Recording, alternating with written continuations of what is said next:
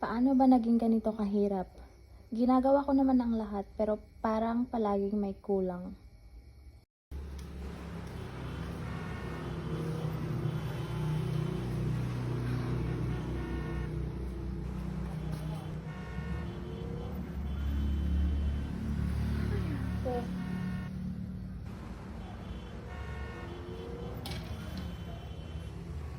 Tama na.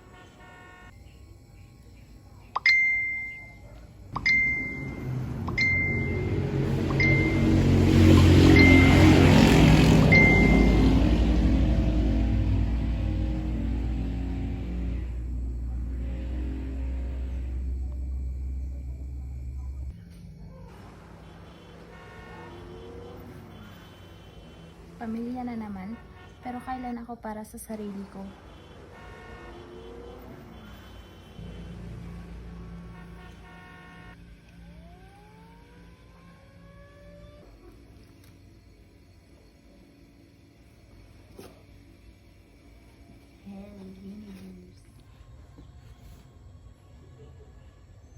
Ano bang meron dito? Ano to?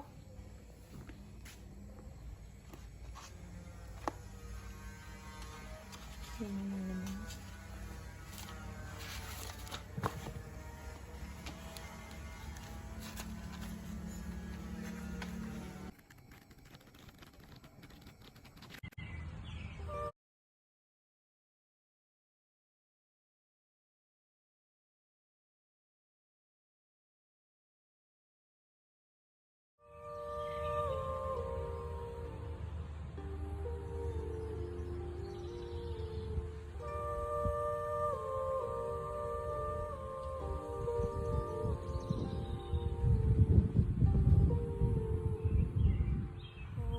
Maligayang pagdating, Lira.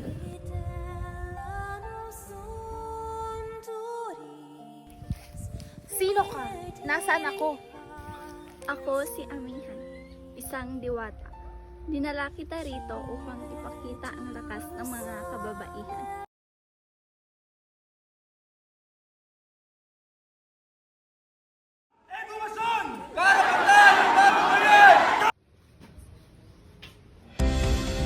Magandang hapon.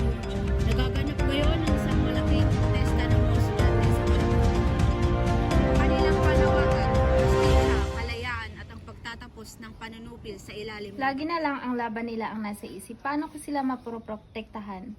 Kung mawawala sila, paano ang pagiging ina ko?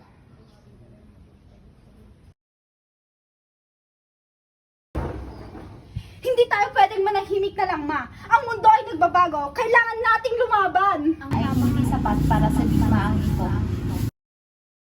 Ang lakas ng isang babae ay makikita ang sarili niyang landas, kahit ito'y salungat sa nakasanayan.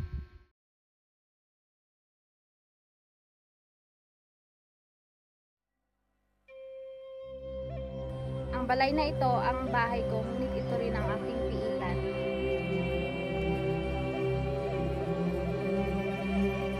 Hindi ako pinahanap para maghintay. Ang mundo ay mas malakibang kaysa rito.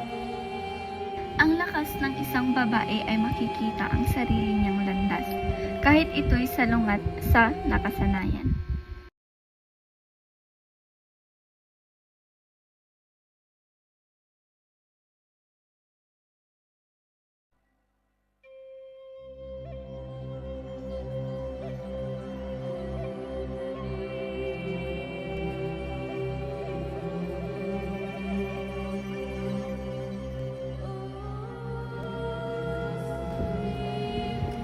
May ibang mundong maghihintay sa akin, ngunit bakit parang takot akong humakbang? Ang kalayaan ay hindi laging makikita sa labas. Ito'y nagmumula sa tapang ng loob. Ngayon, ano ang iyong natutunan? Na ang kwento nila ay kwento ko rin. Na ang tapang ng mga babae noon ay nasa bawat babae ngayon. Nasa akin din. Tandaan, Lira, hindi natatapos ang alingaw ng kanilang lakas. Ngayon, ikaw ang magpapatuloy.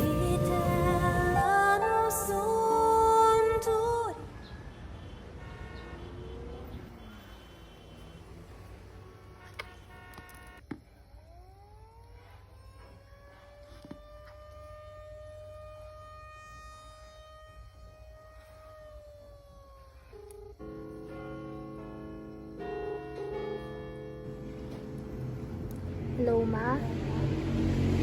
Sabi ko sa pagkabukas ko rin ang kailangan ko po akong gawin para sa sarili ko. Sige po.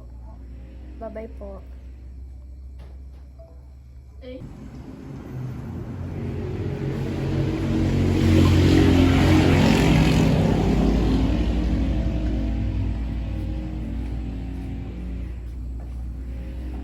Sa bawat henerasyon may bagong kwento. Ang sayo'y ay nagsisimula pa lang.